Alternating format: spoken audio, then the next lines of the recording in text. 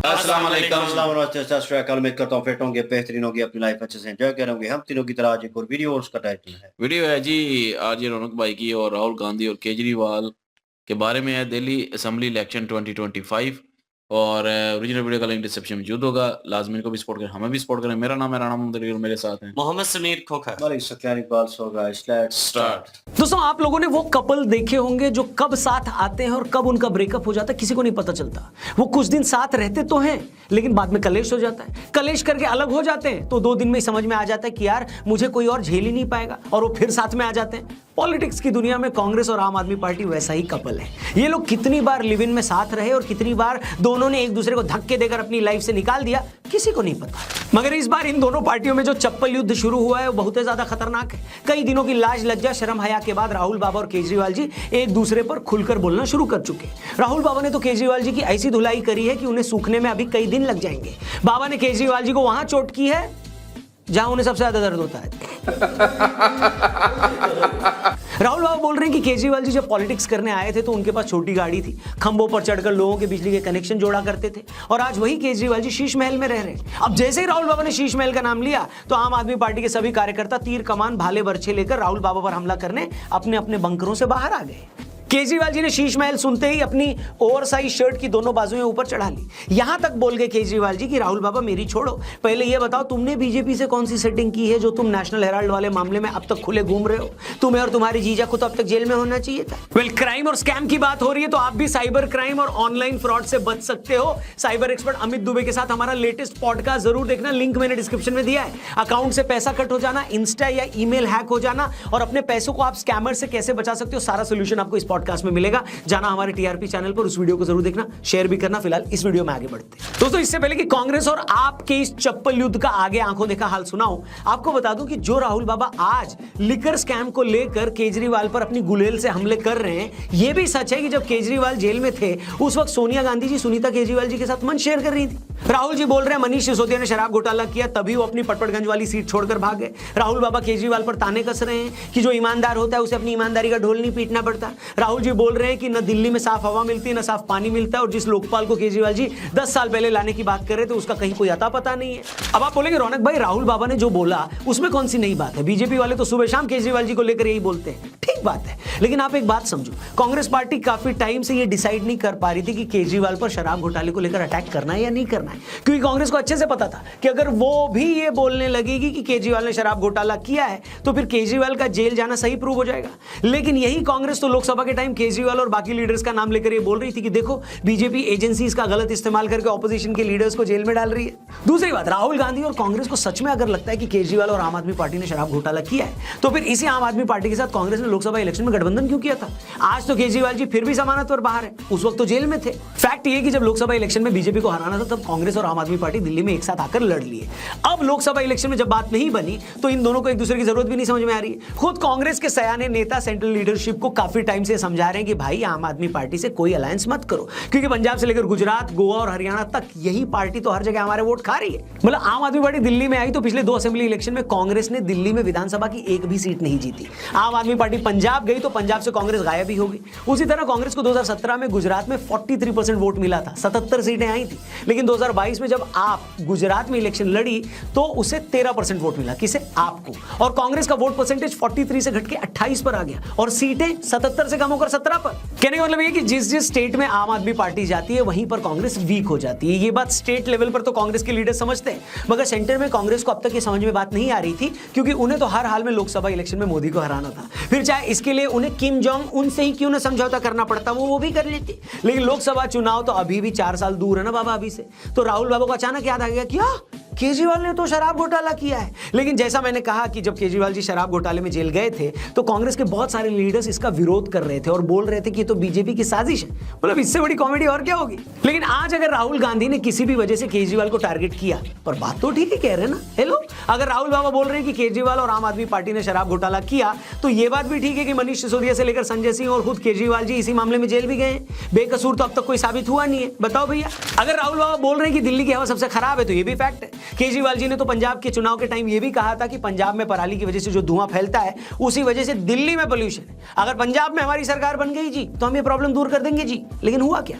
और जहां तक मेरी जानकारी है कि आज पंजाब में तहरीक इंसाफ की सरकार तो है नहीं, वहां के मुख्यमंत्री तो भगवंत मान जी हैं। और अगर मेरी जनरल नॉलेज ठीक ठाक है तो मान साहब तो आम आदमी पार्टी के मुख्यमंत्री है। तो फिर ये पराली का धुआं अब तक दिल्ली क्यों आ रहा है? ऐसा तो नहीं है कि पंजाब में बीजेपी के कार्यकर्ता बीड़ियां पी पी कर ये धुआं फैला रहे हैं। बताओ जरा क्या वजह है कि अब तक वहां के किसानों को पराली जलाने से रोका नहीं जा सका? हेलो, अगर राहुल बाबा बोल रहे हैं कि लोकपाल नहीं आया तो ये भी सच है। अगर ये भी बोला जा रहा है कि इतने सालों बाद आज भी यमुना गंदी है तो इसको कौन डिनाई करेगा? सारी रिपोर्ट्स बोल रही है कि यमुना की सफाई पर पिछले सालों में 7,000 करोड़ रुपए खर्च हुए, लेकिन फिर भी ठीक से साफ नहीं हुई। लेकिन केजरीवाल जी इस मामले पर लगातार नए रंग और डिजाइन के स्टेटमेंट देते जा रहे हैं। एक दिन तो वो खुद कह रहे थे कि हाँ, मैं मानता हूं कि हम लोग 5 साल में यमुना के पानी को साफ नहीं कर पाए क्योंकि हमारी सरकार बनने के 2.5 साल तक कोरोना रहा। फिर उसके बाद बीजेपी वालों ने शराब के झूठे मामलों में हमें जेल में बंद कर दिया। फिर एक इंटरव्यू में जब एक जर्नलिस्ट ने आंकड़ों के साथ उनसे यही सवाल कर दिया कि सर जी, आपकी सरकार ने 5 साल में यमुना की सफाई पर 7,000 करोड़ रुपए खर्च किए और यमुना साफ क्यों नहीं हुई, तो भड़क गए। बोलने लगे कि क्या हमने पैसे खा लिए? मतलब अपनी तरफ से कह दे कि यमुना साफ नहीं हुई तो ठीक है, लेकिन अगर यही बात पत्रकार पूछ ले तो साजिश हो गई। और तो और बाद में तो उन्होंने ये तक बोल दिया कि हरियाणा में बीजेपी की सरकार है, हरियाणा से बहकर यमुना जो दिल्ली में आती है और हरियाणा की सरकार ही यमुना को गंदा कर रही है और वो लोग उसे साफ नहीं कर पा रहे, उसे जहरीला बना रहे। वो तो यहां तक बोल गए कि दिल्ली जल बोर्ड के हमारे इंजीनियर्स ने देख लिया, वरना दिल्ली में हजारों लोग ये जहरीला पानी पीने से मर सकते थे। और बीजेपी वाले बाद में कहते कि देखो केजरीवाल ने दिल्ली के लोगों को मार दिया। अब केजरीवाल ने जैसे ये बयान दिया, बीजेपी वाले इसकी शिकायत लेकर चुनाव आयोग पहुंच गए। अब चुनाव आयोग वाले केजरीवाल जी से पूछ रहे हैं कि बताओ सर जी, आपने कैसे बोल दिया कि हरियाणा की तरफ से यमुना का जो भी पानी छोड़ा जा रहा है उसमें जहर मिलाया जा रहा है? क्या आपके पास कोई सबूत है भी या नहीं? चुनाव आयोग ने केजरीवाल जी को यह भी बोला है कि भाई आपको पता है ना कि भारतीय न्याय संहिता के हिसाब से आप ऐसा कोई स्टेटमेंट नहीं दे सकते जिससे दो तरह के ग्रुप्स में आपस में दुश्मनी पैदा हो जाए। इसका मतलब यह है कि अगर केजरीवाल जी ने यमुना में जहर मिलाने वाली बात को लेकर कोई सबूत नहीं दिया तो इलेक्शन कमीशन भारतीय न्याय संहिता और पीपल रिप्रेजेंटेशन एक्ट के एक सेक्शन के अंडर केजरीवाल जी के खिलाफ केस भी कर सकता है और उन्हें जेल भी जाना पड़ सकता है। पर देखिए, सबको पता है कि इलेक्शन में हर पॉलिटिकल पार्टी माहौल बनाने के लिए कोई भी बेसलेस स्टेटमेंट देती रहती है। कोई भी पार्टी दूध की धुली नहीं है। हम ऐसे स्टेटमेंट्स के लिए अगले वीडियो में बीजेपी और कांग्रेस की भी खबर लेने वाले हैं। लेकिन जहां तक जहर वाले स्टेटमेंट की बात है तो मैं कहूंगा कि किसी भी पार्टी को ऐसी बातें बोलने से बचना चाहिए जिससे पब्लिक में ये इंप्रेशन जाए कि एक स्टेट यानी एक राज्य दूसरे राज्य का दुश्मन है। आम आदमी पार्टी की तरफ से अगर कोई ऐसी बात की जाती है तो और ज्यादा बुरा इसलिए लगता है क्योंकि ये वो पार्टी है जो दूसरी पार्टियों की बुराई करके पॉलिटिक्स में आई थी, जिनके बारे में लोगों को लगता था कि ये लोग अलग तरह की पॉलिटिक्स करेंगे। लेकिन 10 साल राज करने के बाद अगर आप यमुना की सफाई पर, दिल्ली की खराब हवा पर, लोकपाल पर, शराब घोटाले पर, अपने महंगे घर पर कोई साफ जवाब न दे पाओ तो इससे उसी आम आदमी का दिल टूटता है जिस आम आदमी को यह लगता था कि आप उसके बीच की पार्टी है, उनकी पार्टी है। कहना नहीं चाहिए लेकिन आज दिल्ली शहर को दुनिया की सबसे खराब राजधानियों में माना जाता है। दिल्ली की हवा दुनिया में सबसे खराब है। दिल्ली में मौजूद यमुना नदी दुनिया की सबसे पोल्यूटेड नदियों में से एक है। यहां की साफ सफाई को देखकर कहीं से नहीं लगता कि ये इतने बड़े देश का कैपिटल है। मुझे अफसोस इस बात का होता है कि इन सब के बावजूद ये सब बातें अब भी इस इलेक्शन में कोई बड़ा इशू नहीं है। सभी पार्टियों की कोशिश यही है कि जैसे तैसे ज्यादा से ज्यादा मुफ्त की रेवड़ियां बांटो और लोगों का वोट खरीदो। भाई हम भी मानते हैं कि सोशल वेलफेयर होना चाहिए, आप गरीबों को मुफ्त बिजली पानी दो, लेकिन उन लाखों लोगों के बारे में भी तो सोचो जो बेचारे अपने लिए एक अच्छी क्वालिटी ऑफ लाइफ चाहते हैं, जो बेचारे सोचते हैं कि सड़क पर ट्रैफिक मैनेज्ड हो, जगह जगह इंक्रोचमेंट ना हो, मेरा शहर साफ सुथरा हो, मेरे बच्चों को साफ हवा मिले। लेकिन ना, नेताओं को भी लगता है कि सिर्फ उन्हीं लोगों पर फोकस करना चाहिए जिनको मुफ्त की चीजें दो और उनका वोट खरीदो। मिडिल क्लास कर भी क्या लेगा सिवाय सोशल मीडिया पर रोना रोने के, और ज्यादा परेशान होगा तो देश छोड़कर चला जाएगा। अमेरिका में ग्रीन कार्ड लेने के लिए सारी जिंदगी धक्के खाएगा, है कि नहीं भैया? और फैक्ट ये है कि किसी भी पार्टी के एजेंडे में मिडिल क्लास तो बिल्कुल शामिल नहीं है। हर पार्टी दूसरी पार्टी के पाप गिनाकर खुद को पवित्र साबित करने में लगी है, लेकिन ये सारी पार्टियां असल में उतनी ही पवित्र और साफ सुथरी है जितना दिल्ली में यमुना का पानी। बाकी आप बताओ दोस्तों, आपको क्या लगता है, क्या इतनी लड़ाई के बावजूद अब भी इलेक्शन के बाद आम आदमी पार्टी और कांग्रेस साथ में आ सकते हैं या ये फाइनल ब्रेकअप हो चुका है? जो भी आपको लगता है कमेंट करके जरूर बताइएगा, और वीडियो अच्छी लगी हो तो इसे अपने हर एक दोस्त से जरूर शेयर करिएगा, स्पेशली दिल्ली वाले से तो शेयर करना बनता है। और हाँ, साइबर क्राइम और फ्रॉड से बचना है, अपनी लाइफ और अपना पैसा और लाइफ सेविंग सब कुछ बचाना चाहते हो तो हमारा लेटेस्ट पॉडकास्ट जरूर देखना, जिसका लिंक मैंने डिस्क्रिप्शन में दिया है और पिन कमेंट में भी दिया है। अभी के लिए फिलहाल इतना ही, चैनल सब्सक्राइब करके जाइएगा। Thank you for watching. जय हिंद, वंदे मातरम। जी केजरीवाल साहब। राहुल भैया जी, हम भी तंग आ गए तो करना शुरू जी। बिल्कुल जी, अगर आरजे रौनक भाई की बात करें तो आरजे रौनक भाई जो हैं उन्होंने बातें तो सही की हैं कि केजरीवाल साहब और राहुल साहब जब इनको एक दूसरे के साथ मफाद परस्ती होता है तो इकट्ठे हो जाते हैं और जब मफाद खत्म हो जाता है तो फिर एक दूसरे के खिलाफ तानेबाजी करना शुरू कर देते हैं। लाइक दैट अभी केजरीवाल साहब के ऊपर जो जुर्म लगा हुआ था शराब घोटाले का, तो तब यही कांग्रेस के नेता जो हैं ये विरोध कर रहे थे कि भैया ये बीजेपी की साजिश है। और जब ये देखा कि कांग्रेस की अब नहीं बन पा रही आम आदमी पार्टी के साथ, तो केजरीवाल की ही धुलाई करना शुरू कर दी है। राहुल गांधी ने तो यहाँ तक कह दिया है कि जो केजरीवाल जब इलेक्शन में आए थे, जब नेता बनने के लिए आए थे, तो इनके पास एक छोटी सी गाड़ी थी। लेकिन अब की अगर देखा जाए तो कुछ ही सालों में ये एक बड़ी गाड़ी में और एक शीश महल में रह रहे हैं, ये कैसे असंभव है? तो इन चीज़ों को लेकर क्रिटिसाइज़ काफ़ी ज़्यादा राहुल जी ने भी किया है, आगे से केजरीवाल जो हैं उन्होंने भी फिर सही से ठुकाई की है। तो बीजेपी जो है वो तो बैठी भाई तमाशा, ज़ाहिर-सी बात है देख रहे हैं कि यार ये दोनों मेरे मुखालिफ जब आते हैं, तो इकट्ठे हो जाते हैं, लेकिन जब एक-दूसरे के मुखालिफ आते हैं तो फिर भी इनकी लड़ाई देखने वाली होती है। यमुना नदी के पानी के लिहाज से अगर देखा जाए तो केजरीवाल साहब ने जब खुद से ये कहा कि भाई 5 सालों में वाक़ई हम इस काम को नहीं कर पाए क्योंकि हमारे जब दौर चल रहा था हमारा तो उस वक़्त एक तो ये था कि कोरोना वायरस आ गया था और दूसरे मामलात भी काफ़ी ज़्यादा ख़राब हो चुके थे, बीजेपी के साथ नहीं बन पाई तो उन्होंने शराब घोटाले के केस में हमें जेल में बंद कर दिया। तो भई फिर पैसे किधर गए? पत्रकार ने फिर सही सवाल पूछा कि जो आपने इतने करोड़ों के हिसाब से पैसे लिए हैं, वो किधर किए हैं? तो वो कहते हैं कि हम खा गए। तो भई फिर खा तो आप ही गए हैं ना, जब यमुना नदी का पानी भी वहीं का वहीं पर है, वो साफ़ नहीं हुआ और बिना सोचे-समझे आपने ये स्टेटमेंट दे दिया कि हरियाणा से जो पानी आ रहा है वो ज़हरीला पानी है और वो पानी जो है वो यमुना नदी को ज़हरीला करने में एक रीज़न साबित हो रहा है। तो फिर इलेक्शन कमीशन जो है उन्होंने बुला लिया, उन्होंने कहा कि आप भई इस तरह की बात कैसे कर सकते हैं? कोई प्रूफ़ है आपके पास जो आपने हरियाणा के बारे में ये बात की है? प्रूफ़ भी कोई नहीं है।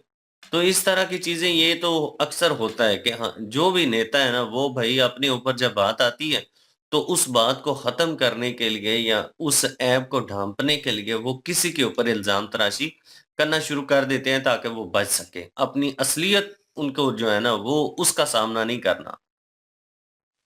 बिल्कुल जी और देखा जाए तो बीजेपी ने भी पहले यही सारा कुछ कहा और उस वक़्त जो है वो कांग्रेस कहती रही कि नहीं ऐसा कुछ भी नहीं है, ये बंद कर रहे हैं, ये एजेंसियों का जो है नाजायज़ फ़ायदा उठा रहे हैं बीजेपी वाले।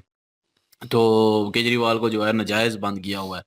और आज जब वो इकट्ठे होकर जीत चुके हैं और वो अब उनको समझ नहीं आ रही कि अब करना क्या है, क्या क्या लेके आगे चलना है। तो एक दूसरे पे ही जो है वो इल्ज़ाम ताबड़तोड़ लगाने शुरू कर दिए हैं और कांग्रेस भी अब मानती है कि ये शराब घोटाले में जो है केजरीवाल भी शामिल थे। और क्योंकि अभी वो बाहर हैं लेकिन वो उस तरह मतलब कह लें कि बेगुनाह साबित नहीं हुए अभी तक। लेकिन ये है कि अब कांग्रेस भी जो है इल्ज़ाम लगा रही है। तो अभी वो साबित होता है कि नहीं होता। तो उसके बाद जो है वो जो केजरीवाल साहब ने बयान दिया है ना कि उधर उधर जी हरियाणा की स्टेट से जो है वो ज़हर डाला जाता है, पॉइज़न डाला जाता है। तो ये वाक़ई ऐसे ही बिना सबूत के बात नहीं करनी चाहिए। अगर सबूत है तो फिर बात करनी चाहिए और वो भी सबूत के साथ। अगर नहीं है सबूत तो फिर ये ऐसे बयान दे के जो है 2 स्टेट को आपस में दुश्मन बनाना, ये कहाँ की जो है वो कह लें कि मुल्क के साथ जो है वो हमदर्दी है। ये तो मुल्क के साथ गद्दारी में गिना जाता है कि 2 स्टेट को आपस में दुश्मन बना रहे हैं बिना किसी सबूत के, किसी पे इल्ज़ाम लगा के कि वो ज़हर डाल रहे हैं जी यमुना नदी में। और दिल्ली की पॉपुलेटेड जो दिल्ली है, तो उसकी जो है पॉल्यूशन को ख़त्म नहीं कर पाए। तो पहले ही बात है कि उस पे गौर करना चाहिए जैसे कि पराली जलाते हैं इसलिए दिल्ली में जो है वो ज़्यादा पॉल्यूशन होती है। तो पराली को वो उस सिस्टम को ख़त्म करने के लिए ही जो है वोट माँगा गया, केजरीवाल ने माँगा तो लेकिन अब केजरीवाल साहब कुछ भी नहीं कर रहे और इंसाफ में भी कुछ नहीं कर रहे। और दूसरा ये है कि अब वो शराब घोटाला जो किया हुआ है, उसका भी कोई जो है वो ऑथेंटिक रीज़न नहीं दे रहे। तो यमुना नदी पे जो है वो पैसे जो 7,000 करोड़ लगे हैं, वो किधर गए हैं? वाक़ई बात सोचने वाली है ना। भाई पूछना चाहिए भाई फ्री होके पूछना चाहिए कि ये नहीं देखना चाहिए कि किस जो है पार्टी से बंदा तल्लक रखता है, चाहे बीजेपी का बंदा हो, चाहे जो भी हो। तो ये पूछना चाहिए, ये मुल्क के लिए बेहतर होता है और इंडिया जो है वो पूछता है। इंडिया ज़्यादातर जो है वो ये नहीं कि किसी एक पार्टी की तरफ जो है वो लग जाए और बस उसी की तरफ ही लग जाएँ। अगर वो पार्टी गलत करती है तो उसका भी हिसाब देना पड़ेगा। जैसे कि आरजे रौनक भाई ने भी कहा कि कोई भी पार्टी जो है वो दूध की धुली हुई नहीं है। हर पार्टी में घोटाले हैं, हर पार्टी से हिसाब जो है वो लेना चाहिए। और बाकी ये गाड़ी है, बंगला है, ये सारा किधर से आया है? ये इस चीज़ का हिसाब लेना चाहिए। कहाँ से कमाया है? कौन-सी फैक्ट्रियाँ लगाई हैं? कौन से जो है आमदन का ज़रिया है? इतना जो है वो कर रहे हैं, हिसाब होना चाहिए। हर जो है वो पॉलिटिशियन का जो है वो हिसाब होना चाहिए। लेकिन बस आम लोगों का तो हिसाब हो जाता है, लेकिन जो तगड़ा होता है ना, उस पे हाथ डालते हुए भी जो है वो बंदे 100 बार सोचते हैं। यहाँ पाकिस्तान में तो चलो और ही ज़्यादा साफ है ना, लेकिन इंडिया में भी ऐसा ही है, जो ताकतवर है भाई उसी की जो है वो कह लेंगे जिसकी लाठी उसी की भैंस, तो वो वाला हिसाब है, सही है ना? तो वो वाला हिसाब है, तो जिसका ज़ोर चलता है भाई वो ज़ोर चलाता है अपना। अब देख लें अगर इसकी जगह केजरीवाल की जगह अगर कोई आम बंदा होता, उस पे ये घोटाले का केस लगा होता तो अभी तक साबित होके उसको फांसी भी हो चुकी होती। लेकिन ये केजरीवाल साहब हैं, इनको बाहर भी निकाल दिया लेकिन अभी तक जो है बेगुनाह साबित भी नहीं हुए। ये है मतलब कि अब देख लें जो इंसाफ होता है। तो बहरहाल ये है कि कोई भी पार्टी का कोई दूध का धुला हुआ नहीं होता। ये इन सब के से हिसाब लेना चाहिए और जो हिसाब देगा वो ज़ाहिर है बेगुनाह है फिर। वो हिसाब दे अपना कि या मेरा किस कहाँ से आया। हमसे पूछेंगे हम तो बताएँगे ना जी भाई ये इधर से कमाया या उधर से कमाया या कहीं और से जो है कारोबार है कोई या कहीं और नौकरी करते हैं उधर से कमाया है। तो वो हिसाब देना पड़ता है ना भाई। तो इधर कोई हिसाब ही नहीं दे रहा। बहरहाल राहुल गांधी जो हैं वो अभी बीजेपी की तरह जो है वो इन पे पूरा हमला कर रहे हैं। मतलब इसमें सच्चाई है तो हमला कर रहे हैं ना, वरना जो है वो कांग्रेस को क्या पड़ी हुई थी और कांग्रेस चले अभी राहुल गांधी और जो दूसरे हैं केजरीवाल इनका आपस में जो है वो गुसम-गुसम शुरू हुआ है। अब देखते हैं क्या होता है आगे जाके। बिल्कुल जी और और सिचुएशन ऐसी वैसे ही जो है। बीच में मिसालें दी हैं ना तहरीक-ए-इंसाफ की पार्टी क्योंकि वैसे वो तो नहीं है यहाँ पर नहीं वैसे जगह ठीक है, वहाँ पे तो केजरीवाल ही है ना, तो तहरीक-ए-इंसाफ तो नहीं आ गई। मतलब और उनको एक वो किम जोंग के साथ भी जो है वो कांग्रेस मिल जाती है अगर उनका पास चलता तो। नहीं भाई ये तो एज़ अ जोक जो है कह रहे हैं लेकिन हम एशियन कंट्रीज़ जितनी भी हैं हम देख रहे हैं अगर इस हिस्से में सिचुएशन सियासी लेवल पे इस तरह की चल रही होती है।